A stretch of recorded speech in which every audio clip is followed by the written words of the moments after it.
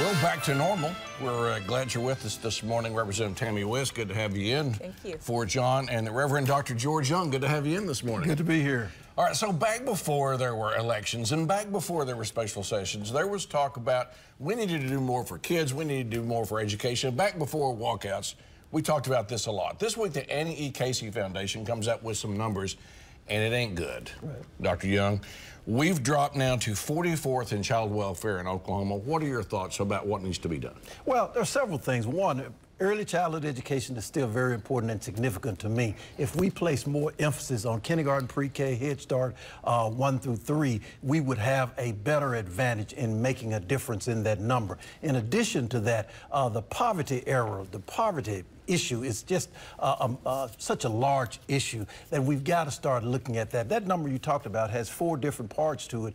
Community development, it has health, it has education and well-being, and all of those need to be a part of it. But if you're going to improve education and the welfare of our children, you got to improve it through education. And we were talking about that. There was a teacher walkout. There were big tax increases passed. There was teacher salary increases. But this comes out. What are you thinking? Well, I agree with what Representative Young has said, but this is also, it was referenced that this is a side effect of our economic downturn, these health and economic factors. We've got some positives, though. There are a strong bipartisan group in the House, and I think in the Senate, that are working on these issues. The funding of these things are a priority. The article referenced that teen pregnancies are at a historical low.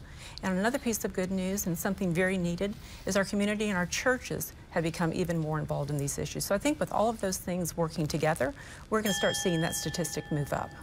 All right, and the second part of the question this morning, it is about education, as you just mentioned, but there has been quite a bit of action since the study happened, I'm sure, in terms of what's been going on in Oklahoma education. Do you think there was enough done in this last legislative session to attack a number like that, which shows us falling again in education?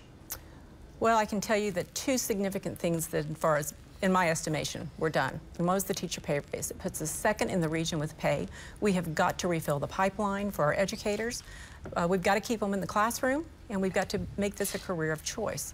The second thing, though, that's very important that I think is overlooked is we have stabilized our educational standards. We now have the Oklahoma State standards. I think a lot of people don't realize that in the last 15 years, we changed the educational standards 5 times. We went from No Child Left Behind to Pass Skills to Common Core, back to Pass Skills, and then to our Oklahoma State standards. Providing that stability is going to help our teachers in the classroom.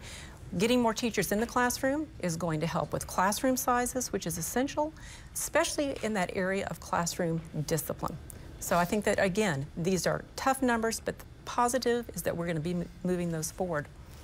Your thoughts? Well, the word to me is equity. When you start talking about education, it's the numbers are right. We did not do enough, but what really strikes me is that even in the educational system, you can't divide a pie up, and if you've got 10 schools, 10 pieces equally. You've got to look at those individual schools, and if we're going to make a difference in education, again, the legislature has a lot to do with that. We did not do enough this session. We did good, but we did not do enough. The other side of it is we've got to push all of our schools board systems to look at equity instead of being equal.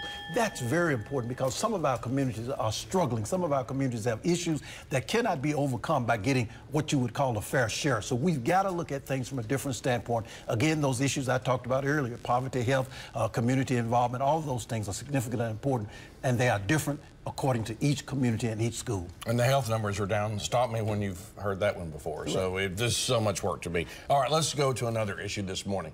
There was, a couple of weeks ago, the state Supreme Court said this petition to roll back the salary increases wasn't going to work. Then there was a petition moving forward to do some more things about making it difficult to raise taxes in Oklahoma. That group has said, well, we're done with that. We're not going to be able to get that done for the November ballot. Your thoughts? Well, the Supreme Court told them they were done with that, and I thought that was a good move to try to roll back what we had come together in the state legislature and done some good things, and then for them to attack it that way. I hope it is done. I hope that's over. I hope they will join in now in trying to push forward. Again, we did not do enough for education this term. We've got to come back next term and do more. We're still too low. We're still too far behind, and our children are hurting. Proficiency levels are low. We've got to do some things to make a difference, and part of that, again, is looking at equity in all of our educational systems. And so, OK, Taxpayers Unite, I believe is the name of the group. They've dropped their challenge to what's going on. What does that mean to you, Representative West, for the future? Well, I think that we're turning a corner. Our revenue is up. I think that we've got a golden opportunity here to change the trajectory for Oklahoma. We now have to go forward with great fiscal management and responsibility. I think that we've got an opportunity with performance audits on our agencies. That's legislation that we passed last session. That has to be implemented immediately and I think expanded. We have got to go forward with an attitude of we are going to reinvest fiscally sound ways in this state, not just spend money because we have it. Again, I think this is a golden opportunity to break the boom and bust cycle that we historically live with here in Oklahoma. All right, now there may have been some controversy this week. You know, State Question 788 passed. Then the governor said she was going to have a special session before the election. Then she says she's not. There are two groups that are feuding over what needs to be done next.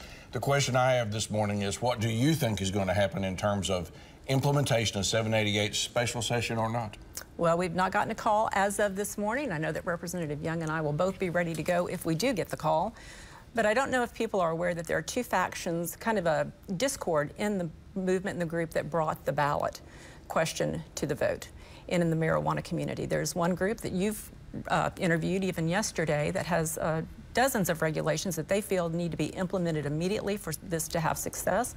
And another group that is kind of in agreement with the governor, that the State Department of Health has been working on this for a month. The legislature has even been working on formats and frameworks that we can look at other states, apply what's already been done, not reinvent the wheel. And if there are problems, fix it in February. That seems to be where the governor is leaning. But we will be ready to go if called. And even editorial writers all over the board. Some said that Representative Eccles wasn't sure what to do. But actually, if you go to news9.com/YourVoteCounts, you can see what he said.